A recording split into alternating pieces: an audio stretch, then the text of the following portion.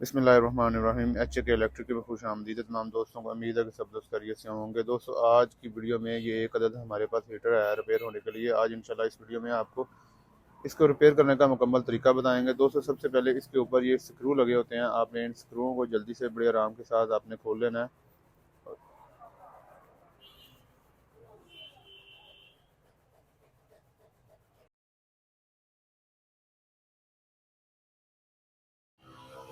दोस्तों, स्क्रू खोलने के बाद इसका जो रिफ्लेक्टर है आपने बड़ी आसानी के साथ उतार लेना है। ये हमारा पकड़ा नहीं था लटके ने, ये गिर गया नीचे।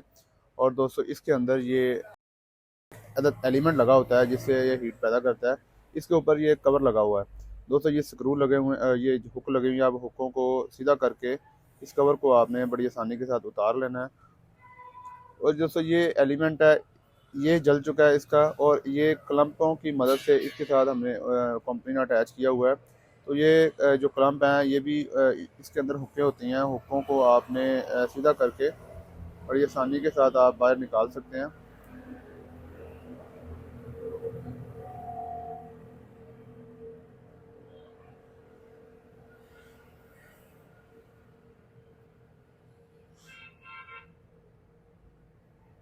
दोस्तों, हाथ ज़रा नरम रखना है ताकि ये बहुत नाजुक होता है, ये टूटने का खतरा होता है।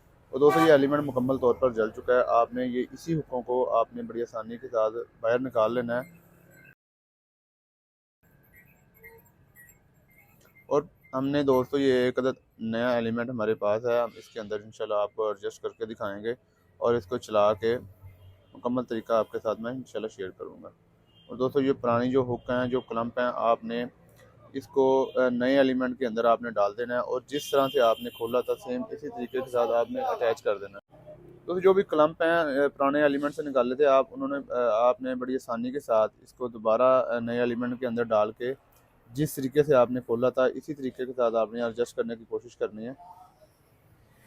दोस्तों, ये बड़ा ही सिंपल, बड़ा ही आसान तरीका है। आप अपने घर में बैठ के खुद भी रिपेयर कर सकते हैं, बजाय कि आप हीटर को उठा के किसी दुकानदार के पास ले जाएं। दोस्तों, ये देखें, ये बड़ी आसानी के साथ इन क्लम्पों को उन्हीं सुराखों के अंदर लगा के सेट कर रहा है भाई।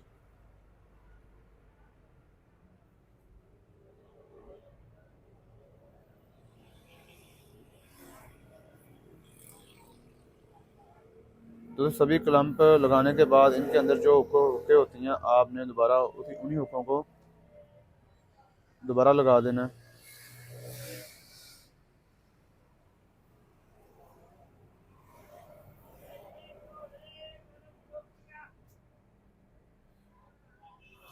दोस्तों, फिर इन वायर को इसके अंदर रिफ्लेक्टर के अंदर ये जो दो सुराख हैं उसके अंदर डाल के पीछे की तरफ से आपने निकाल लेना है ताकि आपको इसके पीछे जो भी वायर हैं करंट वाली आप उसके साथ अटैच करके हीटर को चला सकते हैं। दोस्तों, ये वायर तो आ चुकी हैं।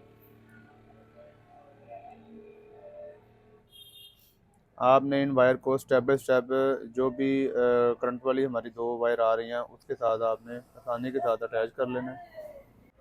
सबसे पहले आपने एक वायर को लेना है और उसके जो ऊपर पीवीसी होता है आपने प्लास की मदद से उसको छील लेना है और एक वायर के साथ आपने अटैच कर लेना है। दोस्तों, एक बात याद रखनी है, इसके अंदर ये ब्लैक रंग की स्लीव होती है, आपने इसको ज़रूर लगाना है, इसको ज़ाया नहीं करना।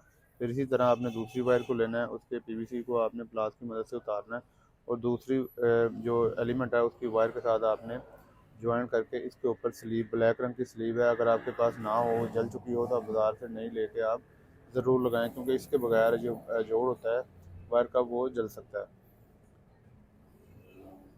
और अगर एक और नुकसान है कि ये रिफ्लेक्टर के साथ टच होगा और आपको करंट लगने का खतरा है। दोस्तों, फिर इसको बड़ी आसानी से आप जो आपने ऊपर ये कवर उतारा था, ताकि ये कवर इसलिए लगाया होता है ताकि ये रोशनी आपकी आंखों में ना पड़े।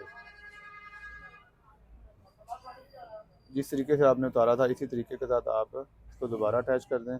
और फिर जो इसका ऊपर आपने ये जंगला है आपने बड़ी आसानी के साथ आपने इसको इन तमाम स्क्रूओं के साथ आपने दोबारा लगा देना है।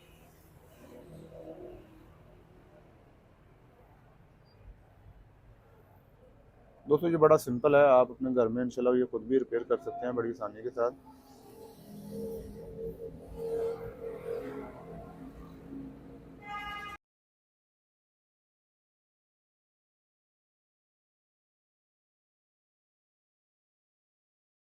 दोस्तों तमाम स्क्रू लगाने के बाद हम इंशाल्लाह इसको जब चला के चेक करते हैं, इसको ट्राई करते हैं। दोस्तों ये देखें हमारा हीटर चल चुका है।